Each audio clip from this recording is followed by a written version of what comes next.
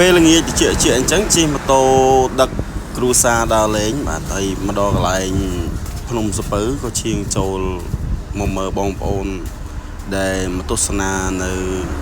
រមណីយដ្ឋានភ្នំសំពៅគាត់មកទស្សនាបជីវតាមពិតទេខ្ញុំមកនៅក្នុងសំពៅហ្នឹងក៏មិនឆ្ងាយគ្នាអីប្រហែលទេបាទជិះម៉ូតូមកផ្លេតដល់ហើយប៉ុន្តែគាត់ថាមិនសូវដែលបានឈៀងចូលជិះតែកាត់អញ្ចឹងណាបាទថ្ងៃនេះសាកឈៀងចូលមកឃើញគេរៀបចំស្អាតមែនតើបាទនេះកន្លែងបជីវហោះចេញពេលល្ងាចឡើងតាក់ទាញភ្ញៀវទេសចរមកច្រើនមែនតើបាទបងប្អូនដែលមិនទាន់ដែលបានមកទស្សនាបាទគឺម៉ោងប្រហែលជា5កន្លះហើយហ្នឹងបាទចាប់ផ្ដើមមានបងប្អូនមកច្រើនបដាអ្នកលក់អ្នកដូរក៏អញ្ជើញមកបដាហើយជនបរទេសក៏គាត់មកអង្គុយរងចាំទស្សនាបជីវក៏ដូចជាមានស្វាមានអីជាច្រើនទៀតដែលវាចុះមកពីលើភ្នំបងប្អូនហើយនេះបាទគ្រូសាខ្ញុំកំពុងតែទិញក្រែមបាទហើយរូបចម្លាក់នៃព្រះពុទ្ធដ៏